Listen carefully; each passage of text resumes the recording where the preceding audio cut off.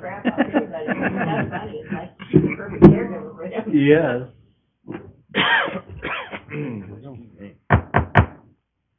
Welcome, everybody. It's 5:30 on Monday, October 16th. This is a special meeting of the Caldwell Urban Renewal Agency to look at a couple of things on our agenda.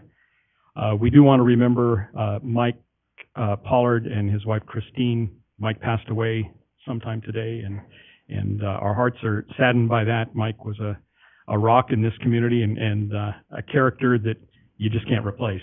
So we appreciate his service on behalf of the city, and our thoughts and prayers are with Christina for sure. Would the secretary call the roll, please? Commissioner Porter. Here. Commissioner Doty. Here. Commissioner Warwick. Here. Commissioner Brooks. Present. Commissioner Moore. Present. Commissioner Allgood. Here. Commissioner Garcia. Here. Very good. We have all our commissioners here. The first item on the agenda this evening is an action item. It's continued from our meeting last week, October 10th. It's to consider a resolution authorizing the extension of a First Amendment to the DDA between the agency and Amano Development, LLC. As we begin, we have a letter from Mayor Wagner that came in this afternoon, and we will ask the secretary to read that into the record, please. Dear Urban Renewal Commission members, this letter is in regards to support of the Amano project that you will be discussing tonight. I wish I could be there in person to present this information, but I am traveling back to Boise with the Mayor's Youth Advisory Council after our trip to Washington, D.C. I want you all to know that I fully support Amano, and I truly believe that they are a vital and critical component to the success of downtown Caldwell.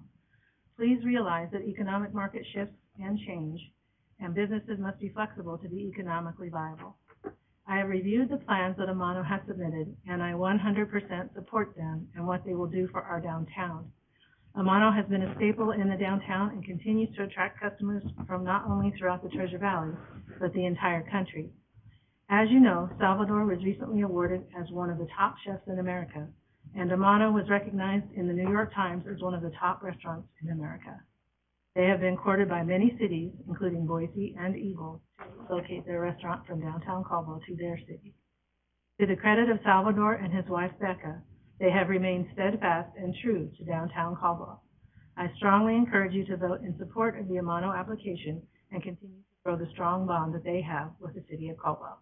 Thank you so much for your consideration. Sincerely. Great. Thank you, Angie. Who will be presenting this evening on this?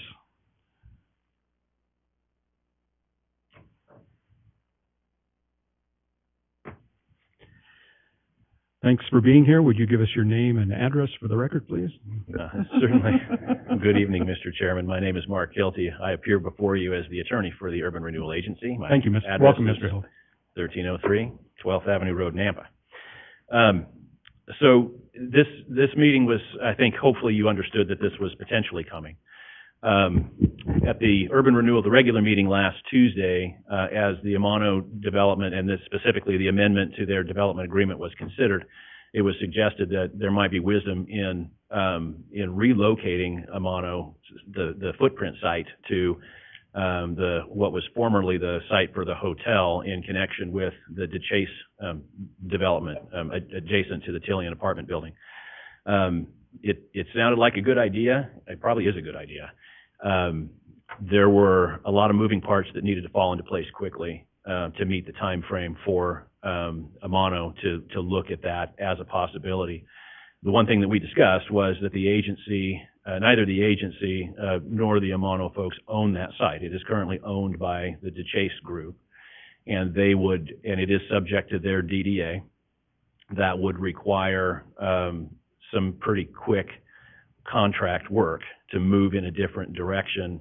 It would require very quickly some agreements on what that site development would look like, and those agreements would have to include not just the agency, but Sal and Becca for Amano would have to also include DeChase. It became apparent very early that that was just not going to happen. In fact, following the meeting, I spoke with the attorney for DeChase just outside of the police department here and learned that they may not be willing to give that property back to the city or to the agency, which I think represents a change in position that we learned about very late. There was an effort to discuss that.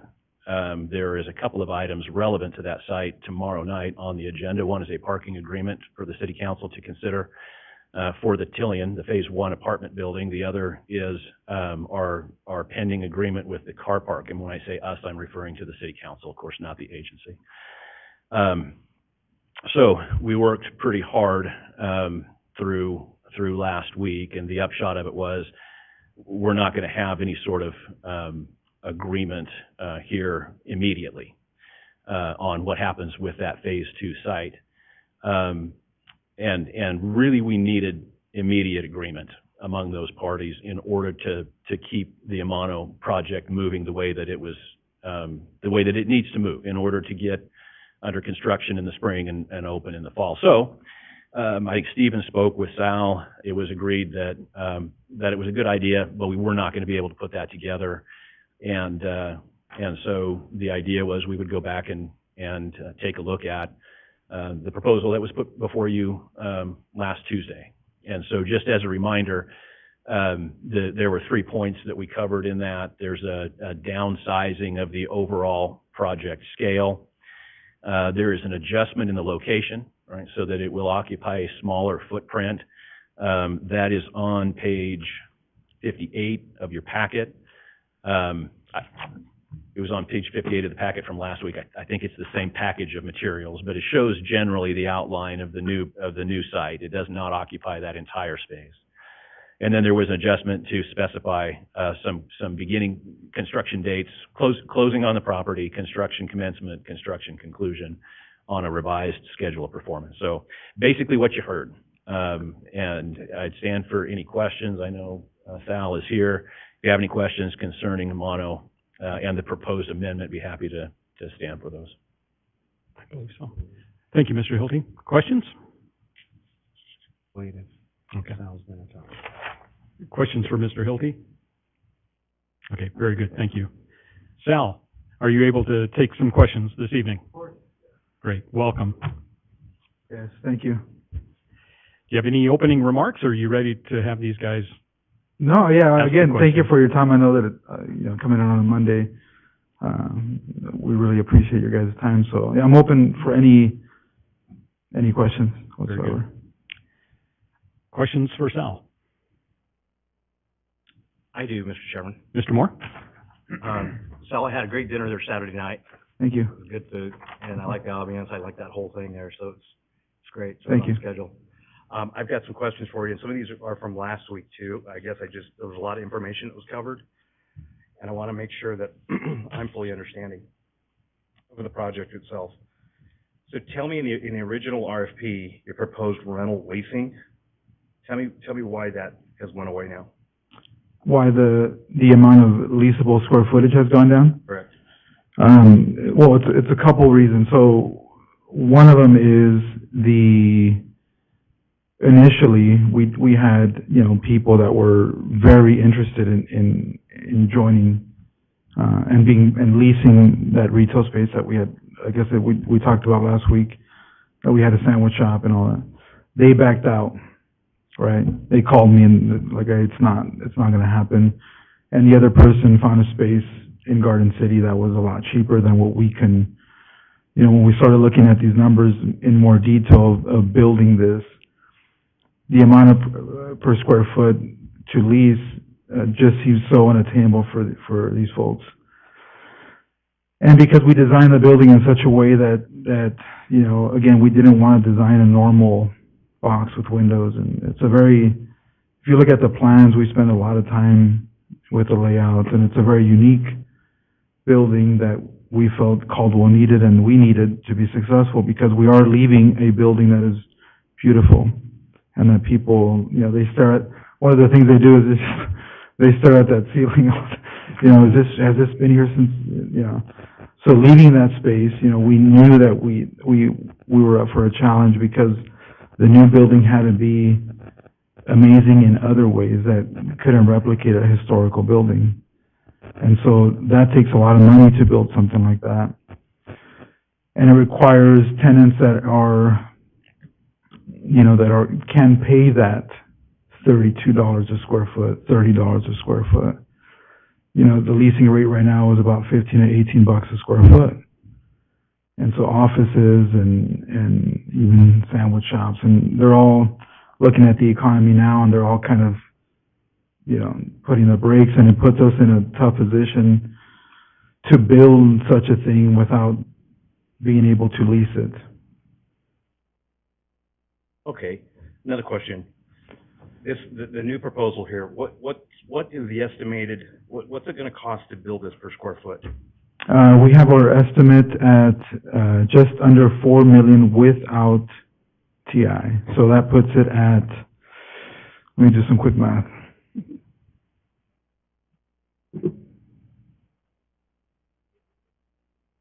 Roughly.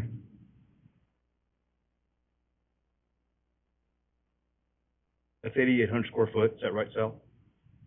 That you're proposing on this new one, 8,800 square feet? 8,800 square feet, so about 450 bucks a square foot. How do you feel about that? Is that attainable?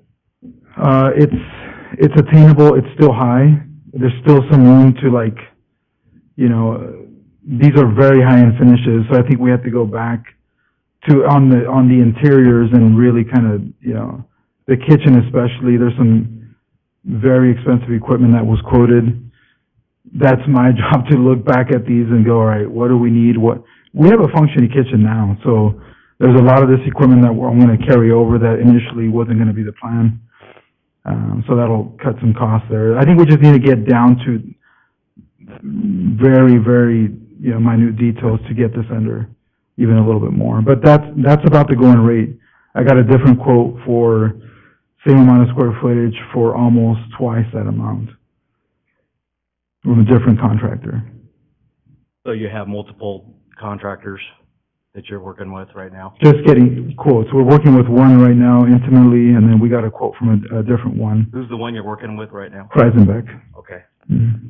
And he's the one that we're gonna go with. But yeah, he's Joe Sosserman's a very knowledgeable individual. But you're looking at a different one for ideas, or? Well, no, I mean that's just required by the bank, and I think it's smart of us to due diligence to at least get a few. Yep. A few out there. Okay, last week's discussion here at the URA, last Tuesday, you made mention to raising rates, kind of difficulty to work with banks and obtain commercial financing. If the Federal Reserve should raise rates a quarter point, 0.50, I don't know. It's been kind of going up, you know what I mean? As your wife said. Yes. What does that do to your project? What do you have built in so that? We have a contingency obviously in there, but it all depends, I guess, on how fast we can close on this. The more that we wait, the more nobody has that crystal ball that can look into the future and predict. We can predict rate hikes. I don't know when, and I don't know how much. In 2 years, it can be, they can be down to 6%, 5.5%. I don't know. It's hard to predict. It's extremely hard to determine that. I know that the more that we wait, historically for us, has meant higher interest rates. Yeah. So the time between now, tonight, Yeah. and the time that you break ground, start construction, get approval, whatever it is, what if those rates go up another quarter point? Is that going to affect your position, do you think? I mean, I'm sure you guys have thought about it. Of course it does, yeah. It's real money, and so it does affect it. That doesn't mean that a quarter point is going to be, okay, we're not going to do it. I mean, we are we do have a timeline, that we have to act, so. Yeah. What's the estimated date proposing to start on that site? It was, I think it was February of next year. 2024? Yep, and then being open by October of that same year.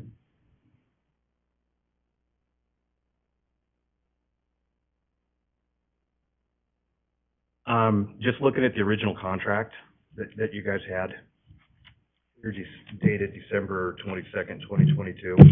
It said that the committee could receive updates, whether it's from you, the developer. Are you guys able to do something like that if we needed you to come in every 60 days and give us an update of where you're at with the process? Yeah, absolutely. Yeah. So we could afford that. There wouldn't be an issue with that. No, like being here in person with updates? Mhm. Yeah, that's, Okay. we're used to making stuff work. Right. Just kind of whatever we have to do. I mean, if that means every 2 months. I think it would help all of us. I do, but maybe they don't. Right, but I no, do. yeah, I mean, yeah, I get it. Let me ask you this. Have you found out what insurance will cost for that location and premises? What's that gonna run annually? I don't know the number off the top of my head. I know that we have that number, not off the top of my head. I don't have that number. Okay. I think that's all I've got, Chairman. Thank you, Sal. Thank you, Mr. Moore. Yeah. Other questions for Sal?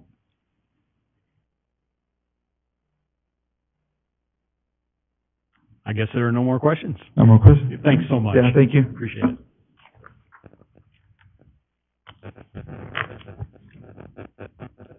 Well, what is the desire of the commissioners? Mr. Chair, may I make some comments? You may, Mr. Doty. So a couple things I think that need to be considered is if we take a motion out of this, is that when the original RFPs came in, we picked the monos because it far exceeded any expectations as, I believe, the other two. I think there was two. If I'm off, please tell me.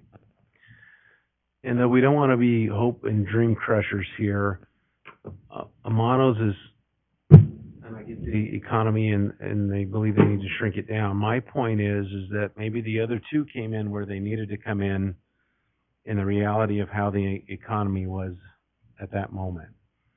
So though Amano certainly is receiving national attention, clearly we like Sal, they have a restaurant currently, so it's not like we're stopping him from being successful. But I think that it's so far off from the original RFP that if he has the best plan currently today, if everybody else is in the same environment as Amano's is in, my suggestion would be we put it out to the RFP again and see if Amano's gets the RFP. It's very valuable land. We canceled Biscuits and Hogs because of this very situation. I think in that area, it's prime real estate, and we have made a decision to go up in that area. So as we shrink these places and get them smaller, that land is worth so much value. And if we want to save the farmland, if you're looking at it from the different social media outcomes, then you got to go up in the air. You can't have both. You can't go flat and save the farmland and then say, I don't want to go up in the air. So my proposal would be that we send it back out to RFP and see who comes in and where it lies. And if Amano's is the winner there, then we make a decision at that time. But my point is it's so far from the RFP that I think that it's fair to put it back out to everybody. And if they're in the same predicament, then I'm guessing we'll see similar RFPs. So. Thank you for your comments, Mr. Doty. Mr. Chair, Ms. Warwick. sorry. I guess when you bring up Biscuits and Hogs, that it makes a valid point in that they had to pull back because they couldn't afford that size of building because of the economy. That's exactly what they're facing here. Anybody's going to be facing that there. Anybody is. The environment for commercial construction right now is not friendly. It's not friendly in terms of interest rates. It's not friendly in terms of prices of material. If we make Amano wait any longer to go forward with their construction, it's even less likely that they're going to be able to afford to do what the beautiful building they've proposed. That's just my opinion. You know, I think it's unfortunate that it's happening. I think it would have happened to anybody that won that RFP at that particular time and with this climate with interest rates and construction materials. Okay. Thank you, Ms. Warwick. Other comments? Mr. Chair, I'd like to make a Mr. comment. Garcia? I think piggybacking off of that a little bit, I think this kind of lends itself being in the middle in the sense that the downsizing of the building allows them to provide property for another RFP to go out. Looking at the dimensions, another building can easily fill in that spot. So at least give somebody an opportunity. It's not like we're totally taking it away from anybody. Agreements, and I think today's climate that if this does go out, I would suggest you'd get a different RFP than you would have, a year ago. A much smaller design from anybody. I do understand the reason of it being not fair to the previous individuals, but I think it shows a trend of what's happening. And me being in the industry, I'm seeing a lot of this. We have healthcare just putting a hold on a lot of hospitals. I mean, we're at $1,500 a square foot right now on hospitals. And so, you know, a lot of these long-term hospitals we're working on are looking at, you know, 7 years down the road of when they're financing, so they feel they'll be able to provide that type of construction. So in this case, it's a lot quicker. So I'm not surprised with those numbers, especially at the level that you want to bring here. And it's a level that I think Caldwell deserves, and put us on the map as well as with that architecture. I believe it's a beautiful design. Again, with my comments last week, I think it's very precise to what you're doing. So if you ever had to sell the building, I mean, it's going to be a little harder for you to do that. But I truly believe you have a business that'll be around for a very long time. It's really put Caldwell on the map. You know, it's a brand that gets brought up a lot to me, that I'm very proud of as well. So being part of this community. So, but anyways, that's my comment. You know, I appreciate that you put it in a position that it's allowed somebody else to come in and build something next to you. So that's kind of my comments there. Thank you, Mr. Garcia. I'll Mr. jump Organ? in there. Right now, we do not have urban renewal downtown. So, I don't know whether putting it out for RFP under the urban renewal umbrella would, we could not. Which means the city doesn't have the same latitude as urban renewal does in designating what is built on their sites. Secondly, Sal's building schedule is that he starts in February, which, by my math, that's only about 4 months from Very now. aggressive. So, if we pull this back and put it out for another RFP, we're going to be way down the road, and we will know. I mean, if Sal's not breaking ground in 4 months, we'll kind of have an idea what's going on there. And I certainly hope you the best. There's two things here. I agree with Commissioner Doty that this is different, although it's only different in the extra space. The original space, which is what sold me, was the fact that Amanos is the quality place that it is what is important to me. And I feel like we're, you know, by approving this amendment, we're still getting what is important, which is a new Amanos restaurant downtown. So I said in last meeting, last Monday, I continue to be in support of this amendment. Thank you, Mr. Allgood. Other comments? Very good. Steve, do you have something you'd like to add? Chairman, Commissioner, sorry to interrupt, unannounced here. Just wanted to bring a few things to light as it relates to this decision here. And regarding the RFP, I did some research on the respondents that we had for that previous RFP that was finalized back in August 5th, 2022. So we had 4 proposals during that time. One was Amano, of course. The other was TS Development, which is Creekside Commons. And as you all know, TS Development has found another home at 510 Arthur Street, so they're settled. And then we had 2 from Aztec Development. We had 2 different proposals. The first was Excuse me, may I speak for just a minute, Mr. Chair? Steve, do you mind? I don't. No, Okay. no. Mr. Doty. Except that 510 Arthur Street hasn't met its deadlines either.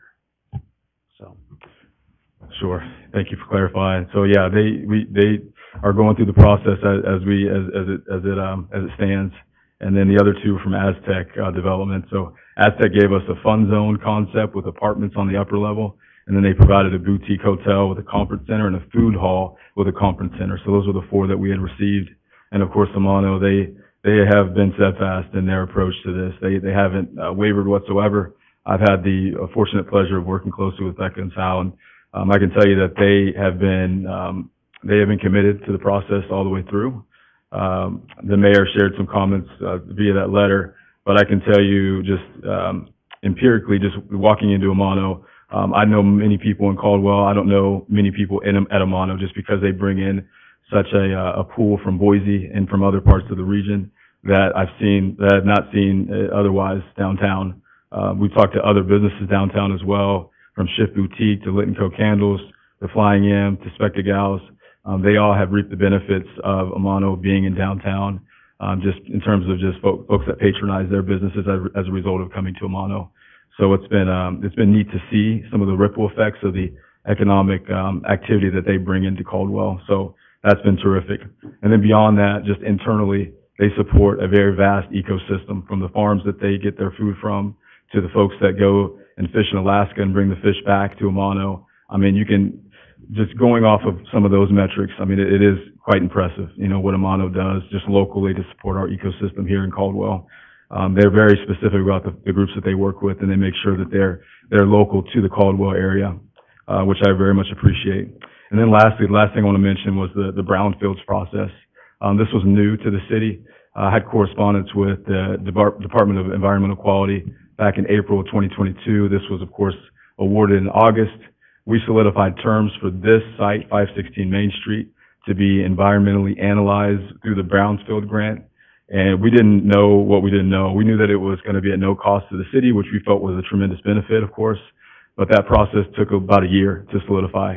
So within that year, you can imagine the economy took a drastic shift. So they were in a waiting game during that year. The interest rates had gone from 3% to 6% to where they are today, right? So they changed significantly over that time. And that was, in my opinion, no fault to the city, because of course we had not done the process. We didn't know exactly what it entailed. And of course, Amano had to wait on the sidelines for that to be finalized. So as a result, they came back to us and said, you know, let's look at this. We still want to do the project. So despite all those things that occurred, they still sharpened their pencil and tried to make this thing work at the first concept that they brought forward. So I just want you to know that they worked very diligently to make sure that happened. They want to bring the city the best, as Sal mentioned, and it's important to us that we just wanted to make sure those details were apparent to this body as you all make this forthcoming decision. So just want to stand for any questions you might have. Any questions for Steve? Mr. Chairman, I have a question. So Mr. Moore? Stephen, let me ask you this. Do you think that that environmental that was not completed, you think that should have been completed before we did any type of RFP? So Chairman, Commissioners, it could have been. We Basically went off of verbal from somebody that was Rick Wills. I guess he said that it was deemed clean or something like that. Mm-hmm. But Yeah. there was actually no hard copy. There was nothing that was provided to us. Mm-hmm. So yeah, it was a year of Mhm. just out there in outer space until we find out if it's a clean property or not. Correct? Right. Yeah, we received the finalized assessment September. So I mean, that put them back in a place where they arguably shouldn't have been. But we looked at that and said, you know, we wanted to make sure that we did the phase 1 and phase 2. Yeah. And it was important. I think, yeah, as you mentioned, there was some history there on that site. And going off of some of the information that we had, we looked at that and said, you know, we'll make sure to go through the process, but we just didn't know how long that process would take. So let me ask you this. And there's city council that's here. Why are we optioning some ground if it has not been completely investigated and completely tested? I mean, that was my question to the whole process. And I'm not pointing fingers. I just, as a lender, as a business owner, why would we do that? I think what we've done is we've learned through the process. Of course, this Brownfields grant was new to us. This was an opportunity that we want to explore. And I think now we're in a position where if we have to do something a little more expeditiously, we wouldn't go this path, and we would do something completely different. We work with a partner like Terracon or another environmental group that would do it a lot quicker for us. So we've learned that this is a great program. It's a great tool, but it's not something that would be to the benefit of a group that's on the hook, ready to develop. It would be more something long-term to look at. Let me ask you this question too. If this property was to go out to another RFP, as Councilman Doty's saying, what, in your travels, in your opinion, from what you see and who you talk to, I mean, aren't there options for investors to come in here pretty much loaded to buy it, to go into a project and maybe not need financing? I don't know. I don't know for certain. I know we've had many RFPs, Commissioner Moore, and I can tell you that it is a mixed bag. And given the climate that we're in, I just think that there's a resounding fear related to some of the investments that folks are making, some of the things that they're undertaking. So I think it would look a lot different if this were to go back out for RFP. Yeah. Knowing that, the outcome could be a number of things. Thank you, Stephen. Thank you. Any other questions for Steve? Okay, very good. Thank you. Thank you, Stephen. Mr. Chairman, clarification Yes, Mr. question. This is probably for Mr. Hilty, but it piggybacks off of Commissioner Doty and Commissioner Allgood's comments. Could you give some clarification for the new guy about what Commissioner Allgood referred to as an RFP if the property were in an urban renewal area? Certainly. So, I think the suggestion was that it go out for another RFP, which is the process by which the agency advertises it as available for redevelopment. And forgive me if I'm starting too basic. Okay. Nothing's too basic for me. So the agency will put together a request, an RFP is a request for proposals, and they will solicit proposals from the development community. Depending on the site and the desires of the agency, it may be more specific regarding use or less specific regarding use. But really, you're just asking the development community to weigh in on what is their proposal for building at that location. So I think that at the risk of, mischaracterizing, I think what Commissioner Doty is saying is, look, there was an RFP process that brought us the Amano folks. In selecting them, there were some other proposers that were not selected, and it was based on what Amano was proposing at that time. And so is it wise to go back out for another RFP and see what the development community has to say, recognizing that what Amano's proposing now is not what it proposed at the time? The point that Commissioner Allgood is making, and we talked about this a little bit last week, is the urban renewal area, the project area, including downtown, has sunset.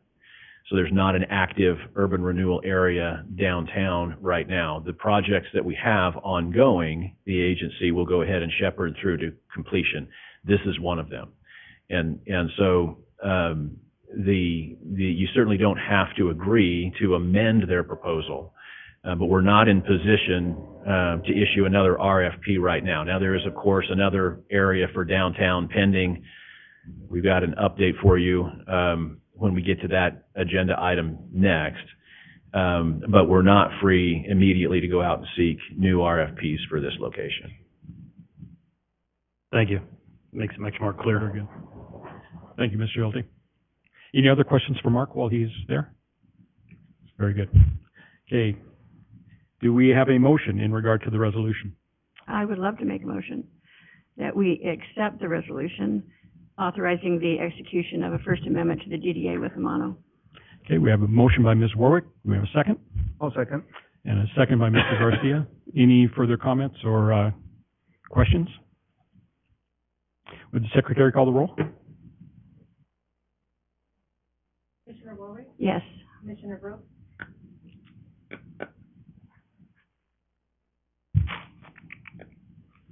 I'll pass for a moment. Commissioner Moore? Yeah. Commissioner Allgood? Yes. Commissioner Garcia? Yes. Commissioner Porter? Yes. Commissioner Doty? No. Same?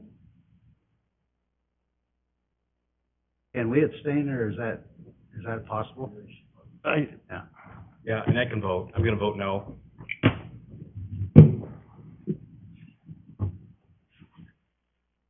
Commissioner Brooks votes no.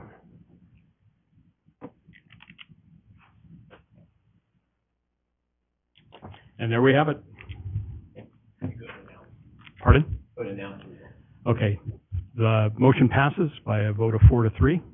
And we thank everybody for their comments and their consideration and their full vetting of the topic. So takes us to our second. Well. You have a hard time. Take a deep breath. Take a deep breath. First time you had to add up the numbers that small, right? Yeah, I'm like, And the fingers. yeah, thank you. Thank you, Sal. That brings us to our second action item. That's to consider recommendation of the adoption of the Caldwell Central Urban Renewal Plan to the City Council. And we're back with Mr. Hilty. And thank you. Thank you, Mr. Chairman. This is back on the agenda because, I'm going to give you a little bit of a timeline, and extend my apologies. If you've noticed me looking at my phone, it is not because I'm not engaged in the meeting. It's because there are certain things developing, and I'm looking at emails from Mr. Waterman on this topic because we got some information very late in the day today that's going to be very relevant. We're trying to still work our way through that. But by way of background, when this action item was before you on Tuesday, there was a vote to recommend approval of the new plan to the City Council, but to exclude the Tillian development from inclusion in the new urban renewal area, which would have meant that increment on that site, which would be substantial, would not become available to the agency, but would inure to the benefit of the taxing districts, including the county and the city and the school districts and highway districts and all the, well, it wouldn't be highway districts, but those other taxing districts. So Mr. Waterman followed that up on Wednesday morning with a meeting with Clearwater Financial, who has worked on the feasibility study for the new area. They raised a very significant concern that action might render the plan infeasible from a financial standpoint. At that point, we tasked them with quantifying that for us, tell us what we're looking at, and then they went about that business. But when it became apparent that we were going to have a special meeting, okay, and as soon as we realized that Amano was not going to be on that hotel site, we wanted to get them back in front of you because they are moving forward as expeditiously as they can. So when Doug heard that there was a meeting, he thought, look, we need to go back to the agency and just tell them what we know about whether or not the exclusion of Tillian renders it infeasible and see if they want to reconsider that based on updated information. I learned at 4:30 this afternoon that Clearwater had done some additional review of its feasibility study and had determined that there were other errors in it. And I think Cameron Ariel from Clearwater is on the phone and is going to talk about what the status of the feasibility study is and probably address what feasibility looks like with Tillian in or with Tillian out. But I appear before you now with lots of questions and not a lot of answers about what is feasible based on the current plan. So I'll apologize up front for that. I will note that it is agendized as a decision on what your recommendation would be, and of course you're free to change your recommendation, which is sort of why we initiated this, to make sure that you had the information regarding the impact of excluding Tillian. It's just that there's additional information now available that we are still trying to get our hands around, even as of right now. So I'll certainly stand for questions and do my best. But I think it's probably a good time to turn it over to Clearwater to talk about what they found when they went back and looked at this issue over the last few days. Great. Any questions for Mark before we turn it over to Clearwater? Everybody clear on what's happening? Clear as Mark. All right. Very good. All right. Thank you. Is Cameron on the line? Good evening.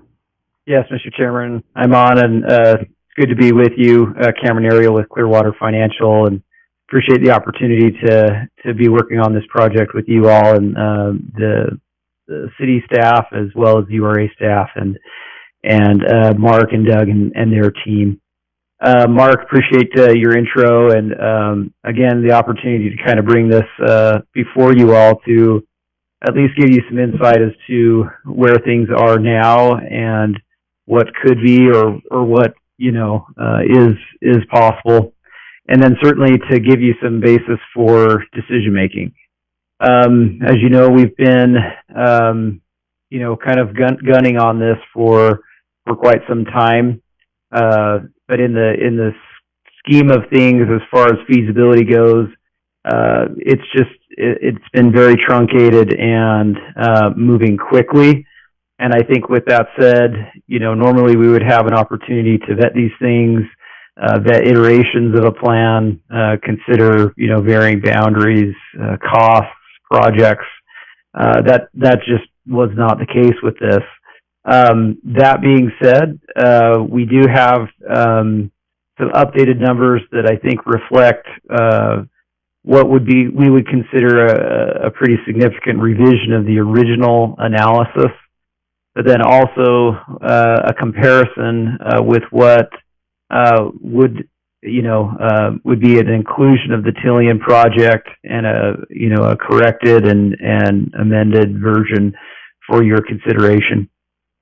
So with that in mind, I'll just point out two omissions, errors, if you will, that were in the original analysis that had some pretty significant impact on the increment generation. The first being, for whatever reason, the county includes an assessed value even on tax-exempt properties.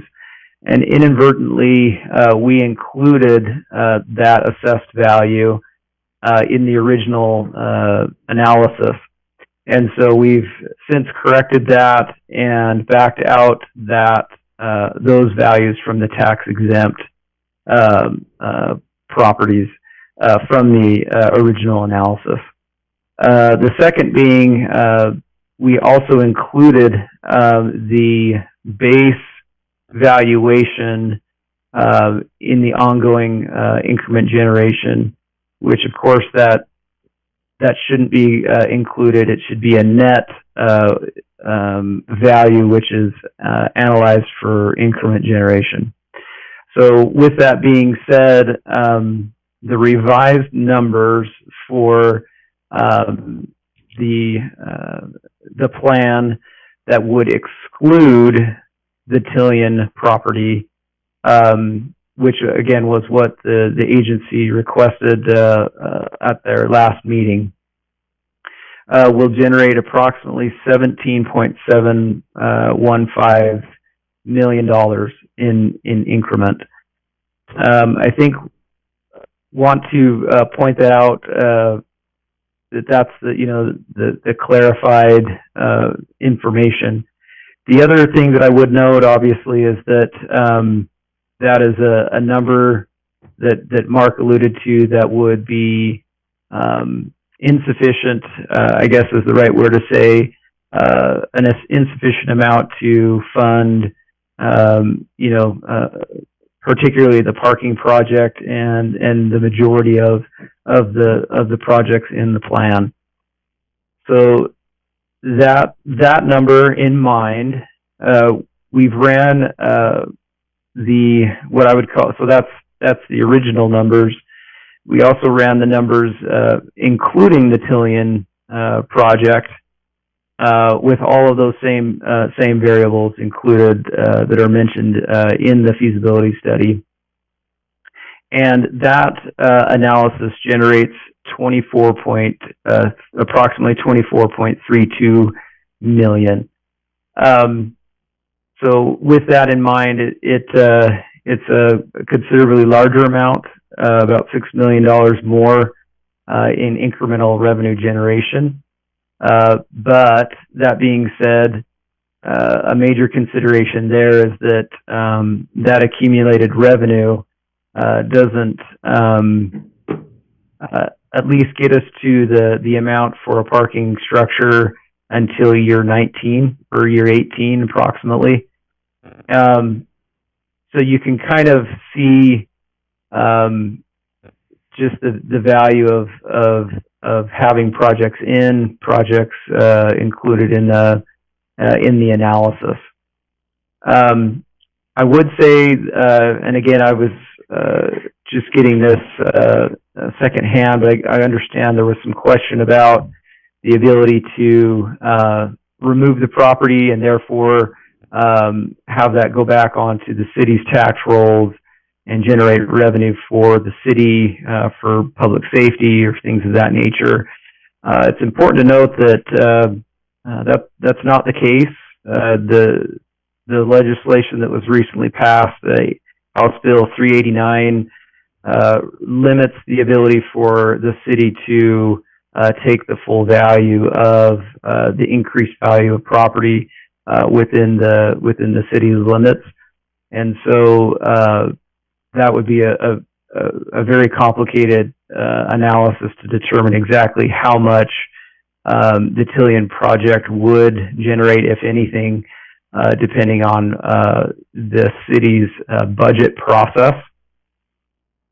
The second thing that I would note there too is the fact that urban renewal has the ability to collect a larger levy than the city itself. So, for example, the city just collects its own levy, whereas urban renewal collects not only the cities but all the other taxing districts minus the school district levy. So, with that in mind, in a sense, the agency, the city, the community, I guess, would get a much bigger bang for its buck with the agency being able to collect those tax increment revenues. So with that, I'll kind of pause for any questions that you may have. I think an operative maybe discussion to maybe guide that a bit would be, what does the agency want to do, given that without the Tillian project, you have a significantly lower amount of incremental revenue generation, and even with it in, you can certainly still do a lot of projects, but maybe not, all in, all out in the way that was potentially originally intended with the original plan. I would say too that it is fairly common, especially with parking structures, to do that via partnership with development, partnership with other entities that are in need of the parking. And so, granted, there is a price tag there. Rob and the city team had that listed at $19.5 million.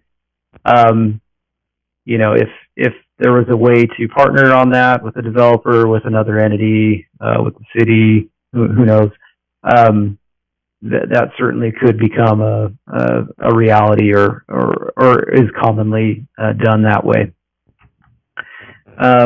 Certainly there are other projects that are of need, and so I think that it's important to kind of how do we channel the information in a way to accomplish the needs of the city and of the agency.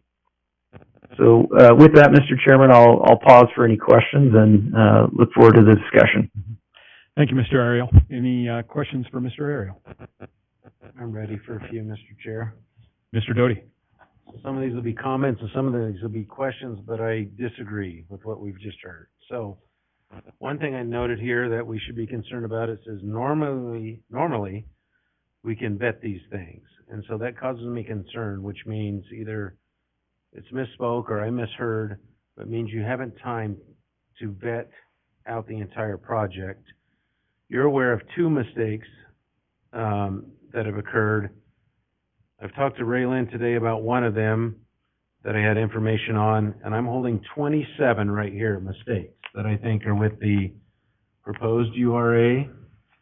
I believe you're also wrong with saying that even though with those restrictions by the new laws that are there, that the money will go back to the taxing district, so that not all of it will go back to the police and fire, but that some of it will go back to police and fire depending on that taxing district and the percentage there. So I also think that's a misleading comment. And the bigger bang for its buck, I guess it just depends on what you think, what's the bigger bang for the buck. Meaning, if someone somewhere said their priority is a parking structure, then yes, that may be the bigger bang for the buck. But my number one priority is police and fire and making sure people are safe in the community. So though I do understand that not all of it would go back to police and fire, I do understand that some of it would. And not only that, prior to my time here, is the criticism that the URA gets is that for 20 years we had these properties locked up. And now that they're coming to fruition and they're starting to grow, now we're saying let's include these into the new URAs. And that's not what was previously told to the people. I don't believe that's what some people up here believe. So I'm still adamantly against adding Tillian, and I've compromised with some others, because there's plenty of other buildings that, quite frankly, now today that this has come back, which I'm quite shocked it has since we've already voted, but here it is that none of those buildings that were in the previous URA should be in this one. We told the people, meaning people before me, that money, once the sun sets, just bear with us, and that money will go back to the city. And now we're trying to include all these buildings that are about to blossom and grow and bring a lot of tax revenue to the city, and say you'll get your better bang with the URA. Well, the URA isn't elected. City council's elected, and that money should go in front of the city council, and if they want to put all that money away into a parking garage, in my opinion, that's a city council decision. The building is not currently in the URA, and while we're trying to include buildings that were in the previous one, I have a tough time swallowing, just so we can get more money out of the taxpayer. And I get that it's not dollar for dollar or it raises the taxpayer's fee, but it would if police and fire do not get the option to take whatever the amount is, whether it's little or big. Right now, if this goes back into the URA, the Tillian, they get none. We do know that. Or very little, whatever it's valued at now. But if it doesn't make it back in the URA, we know they're going to get some, each taxing district. So my number one priority is public safety. If we don't get it from this building and other buildings like it that were in the previous URA, we're going to have to get it from the taxpayer somehow. And so that's my 2 cents. Thank you, Mr. Doty. Mr. Ariel, do you want to comment on that, or should we go to some other questions first, or? Yeah, no, appreciate the comments. Not necessarily a comment back, just more of a restatement that, the city through its budgetary process, will, set a levy and, determine, up to 3%, what their budget increase, can be. And so, you just need to make sure that, we're all on the same page that, all growth, all value, from property, value increases does not necessarily equate to, dollar for dollar coming back to the city. So that would just be a point of clarification there. Other questions for Mr. Ariel? Mr. Chairman, no question, Mr. other Mark? than I agree with what Mr. Doty said. Okay. I mean, I think all those projects in that Eastern Urban Sunset should be eliminated from this. Okay. I have a comment, sir. Mr. Allgood?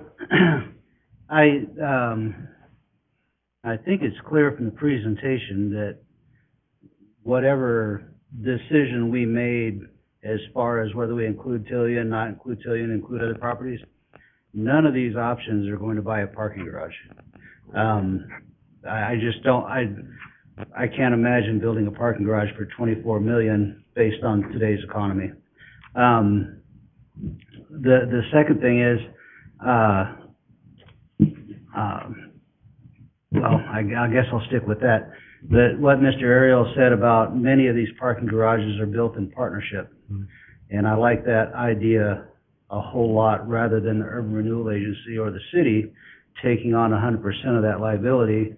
I would be much more in favor of partnering with somebody that has some skin in the game and didn't put 100% of the burden on the taxpayers, the Urban Renewal Agency, or the city. Thank you, Mr. Allgood. Other comments?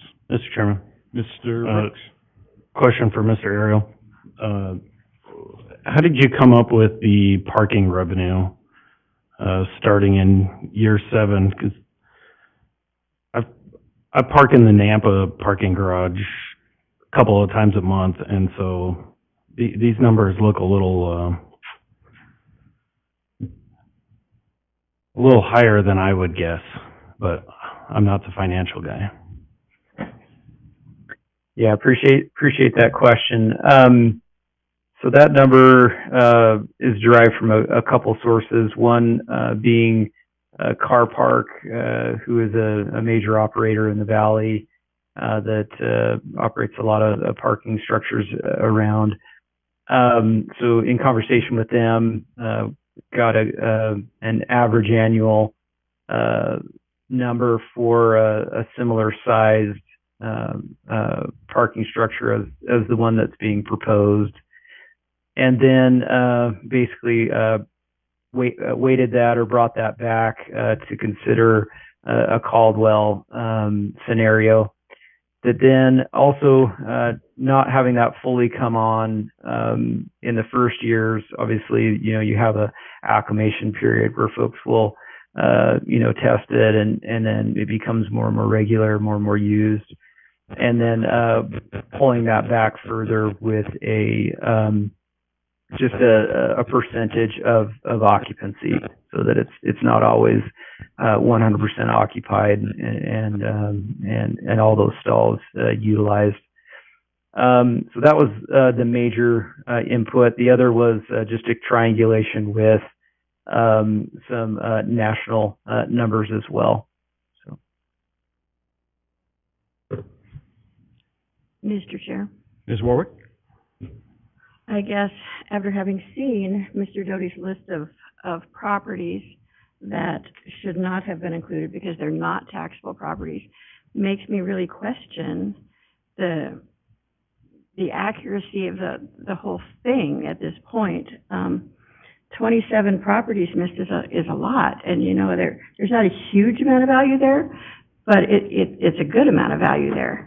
And it concerns me that maybe we've rushed this process too much to get this new agency started this year, and maybe we should back off a little bit. Okay, thanks, Ms. Warwick. Other comments? Adam, anything? No, I'm obviously new to the agency, so this is more of a learning process to me as far as how this works out, so. Oh, very good. Thank you, Adam. Mr. Chair, Mr. Allgood? what was the action being considered exactly tonight? Because haven't we already adopted this at some level? So what is the action that we Mr. are Hilty's going considered? to present that for us here. Sure, let's talk procedure. So the law requires that the agency make a recommendation to the city council. That was on the agenda last Tuesday, and you made that recommendation. Based on the information that we took back to Clearwater, and Mr. Waterman was involved in these conversations, I think Mr. Ariel was too, they started raising a red flag, as I mentioned, about the fact that might be really problematic. What we learned today was that there were deeper problems with the feasibility study than I guess that we didn't know existed, right? We would have imagined, well, we knew, right, that pulling the Tillian out of the equation was going to affect the feasibility study. But it was in that process of, I guess, how much is it going to affect it that these other problems came to light. It is agendized for you to make a recommendation to the city council. That's it. What we wanted, as from the staff level a week ago, what we wanted to provide space for was for you to say, oh, well, it looks like maybe we need to include the Tillian to get the parking structure. We didn't understand that we would be finding additional problems. So I think it is within your authority under the agenda to certainly change your recommendation. I think to kind of follow on Commissioner Warwick's comments, it feels like from at least my perspective, and I haven't even had an opportunity to talk to other staff very much about it, that we need to go back to the drawing board a little bit. Mm-hmm. And ways to deal with, there's two components to feasibility, right? One's revenue, but the other one is projects. And it looks like, we eliminate all of our projects and still not have enough money for the parking garage potentially, or at least not until year 18, with Tillian included. It's just not the position we thought we were going to be in. So I think you're free to change your recommendation to the city council. I assure you staff will be trying to regroup on this in the coming days. Thank you, Mark. Any other questions for Mark? Thank you. Chairman, I have a question. Mr. Moore? Is there anybody privately that's came forward and said they'd like to invest in a downtown parking garage? I don't know if it's that far along. Not that I'm aware of. Are you considering an offer, Mr. Moore? One thought. One thought. There was, when this Tillian project, before Tillian started off, a parking garage was part of that development. Right. Correct. And it was pulled for financial reasons, so, other than that, no. True, and I think we do, as Mr. Ariel said, we do, I think among staff, have a general understanding that is, public-private partnerships on parking are They do them. something that we can do, yeah. But we don't have anything specific for you. That's not to say that they couldn't be done, Mhm. and that there isn't somebody out there that would want to invest. So I think that whole process needs to be investigated, and I've always said that. Okay, what's the, Mr. Chair, Mr. Doty? Yeah, can I make a motion? you may.